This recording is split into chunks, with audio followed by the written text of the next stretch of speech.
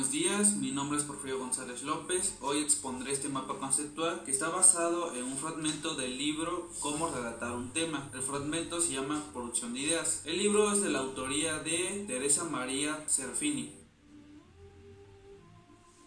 Una composición se realiza a través de dos procesos fundamentales, una en la que se producen las ideas y otra en la que se produce el texto. Incluye el conjunto de todas las operaciones que se realizan antes de escribir el desarrollo mismo del texto: recogida de información, la organización de informaciones, la determinación de la tesis, redacción de un esquema, etc.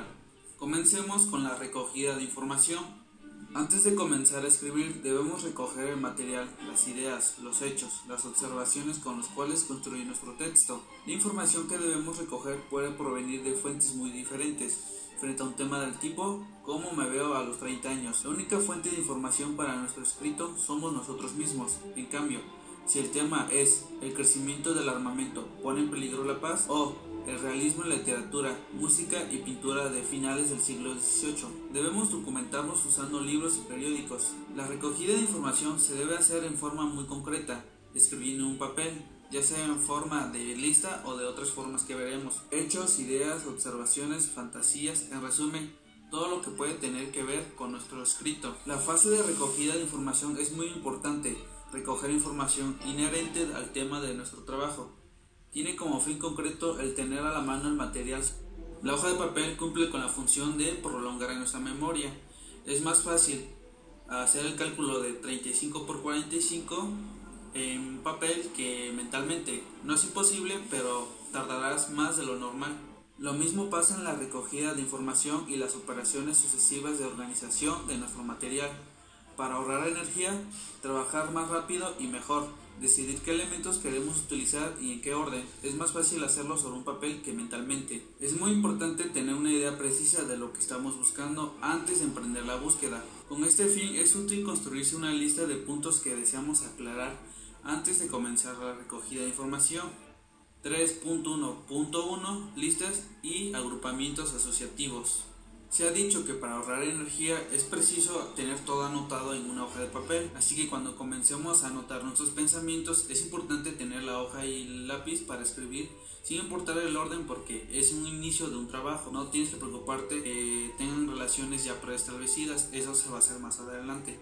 Usemos el tema el tráfico en las grandes ciudades modernas para mostrar cómo puede ser desarrollada la fase de recolección. Una lista desordenada y casual de ideas. Como podemos ver en la lista, hay muchos elementos casuales, están totalmente distribuidos sin ningún orden aparente. A través de la organización, eliminación y de ampliación de elementos, llegaremos al esbozo de nuestro escrito. Muchos estudiantes confunden esta lista desordenada con el esbozo, que aquí sí está jerarquizado.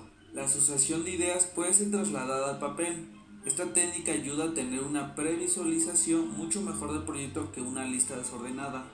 Analicemos un ejemplo de agrupamiento asociativo relativo al tema la noche. Podemos agregar ideas como insomnio, relacionado con mi padre, miedo, relacionado con ladrones, y oscuridad, relacionado con miedo, etc. La técnica de agrupamiento asociativo respecto a la simple lista de ideas tiene la ventaja de visualizar las relaciones entre las ideas y facilita la producción de nuevas ideas. En un momento dado tenemos que terminar con esta fase porque no se le pueden agregar más elementos o ya son suficientes, con lo que podemos concluir que hemos terminado la fase de recogida de información.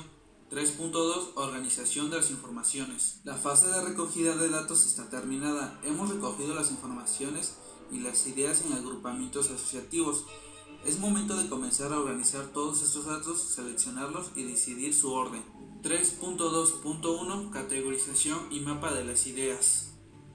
Continuando con el tema del tráfico, para organizar el material de una lista desordenada, tenemos que encontrar la forma de reagrupar los elementos recogidos en subconjuntos de forma que todos los elementos tengan una cosa en común. Una buena subdivisión para el tema del tráfico puede basarse en categorías como causas, consecuencias y soluciones. Estas son parecidas a las de la lista anterior, sin embargo, en esta parte se tiende a generalizar, llegar a conclusiones y relacionar ideas que habían llegado a la mente separadamente. En la primera lista, por ejemplo, teníamos escrito: mi tío tenía un agotamiento nervioso por el ruido y se ha ido a vivir al campo. En la segunda lista organizada, este periodo se convierte en: el tráfico causa agotamiento nervioso, véase mi tío. También nos damos cuenta que las frases: el estacionarse en un lugar prohibido obstaculiza el tráfico y la gente que se pasa el semáforo rojo forma parte de la categoría más general, causas del tráfico. Una forma útil de organizar ideas, observaciones y hechos es la de visualizar sus relaciones construyendo un mapa. El mapa es un instrumento muy útil porque ayuda a distinguir las ideas más importantes de aquellas menos prescindibles. La diferencia entre un agrupamiento y un mapa es que en el primero los elementos que escribimos son accidentales, son aquellos que nos han venido primero a la mente, mientras que en un mapa los elementos que ponemos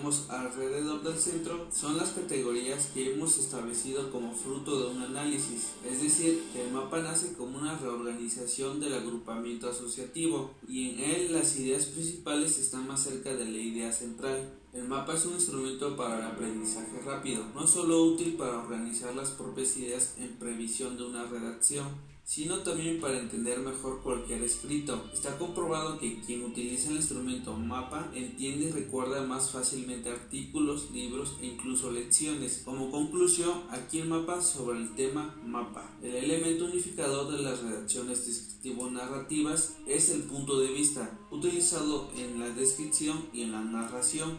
3.2.2 Determinación de la tesis. Los editoriales de El País aparecen bajo el título Opinión, son artículos argumentativos. Leyendo cualquiera nos damos cuenta que hay diversas consideraciones, todas relacionadas entre sí por una idea principal, que es el centro del artículo. Cuanto mejor es el periodista, tanto más fácil es determinar la tesis central. ¿Qué nos quiere demostrar en su escrito? Cuando escribimos debemos realizar lo opuesto. Primero debemos determinar la tesis que queremos defender y sobre ella construir el escrito. El estudiante, todavía inexperto a la hora de escribir, que no está habituado a planificar su escrito, con frecuencia escribe en los primeros párrafos su idea, que luego contradice y a través del párrafo se empieza a contradecir. Un ejemplo de esto sería con un juez. En una controversia entre dos personas, si el juez hace lo que el alumno hace, el juez dará la sentencia incluso antes de dar el por qué, cuando normalmente siempre argumenta su decisión, su tesis, su idea principal, idea central, con argumentos que sostengan esa idea principal. El juez lleva al lector gradualmente hacia su conclusión sobre la culpabilidad de una de las partes, pero para que la sentencia esté bien hecha, sea eficaz y sin contradicciones, la decisión debe estar motivada a priori y la organización del escrito debe estar completamente delimitada antes de comenzar la construcción de la sentencia.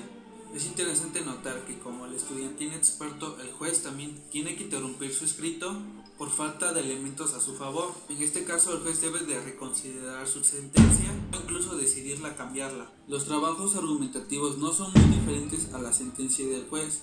También nosotros debemos tratar de mostrar nuestra opinión sobre el problema, aunque, por fortuna, con menos responsabilidad que un juez. Con frecuencia se piensa que es posible describir solamente los términos del problema sin aclararse en ningún sentido, pero en realidad para un lector es un placer ver aparecer nuestra opinión y leer un texto que sea unitario por la presencia de una tesis. 3.2.3 Determinación del punto de vista.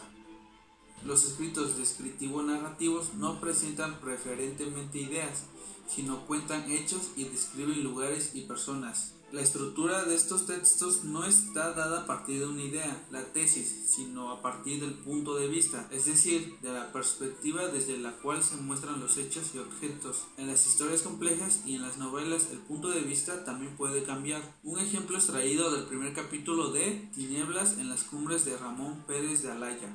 Este texto ofrece una perspectiva de un pájaro volando sobre la ciudad.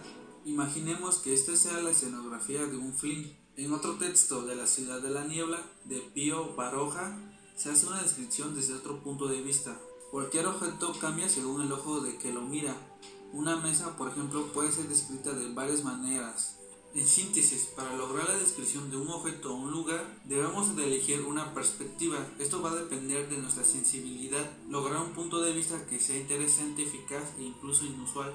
La estructura de un texto narrativo que cuenta una historia presenta aspectos similares a los de la descripción, Tampoco aquí exige una forma objetiva de contar, siempre hay una perspectiva.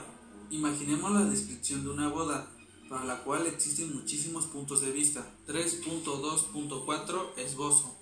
Una vez recogido el material, organizado los datos, decidida la tesis a sostener o el punto de vista sobre el cual crear la composición, antes de comenzar en forma concreta con el desarrollo, debemos escribir un esbozo. A través del esbozo decidimos el orden secuencial de las ideas y de los argumentos que usaremos en el escrito. Un esbozo está constituido por una lista de elementos ordenados jerárquicamente, en la que todos los elementos del mismo nivel están alineados verticalmente sobre la página y, si se quiere, están marcados en forma secuencial por letras y números. Un esbozo tiene una estructura de este tipo. Esto fue mencionado previamente sobre cómo un esbozo y un bosquejo se pueden llegar a parecer. El esbozo se asemeja a las notas que se toman cuando uno estudia un texto. Sus componentes pueden ser palabras clave, frases o incluso periodos. Una palabra clave alude a una idea muy vaga, es por eso preferible a los principiantes que realicen sus esbozos con frases enteras, para tener claro lo que quieren escribir. Puede parecer una tarea fatigosa y larga,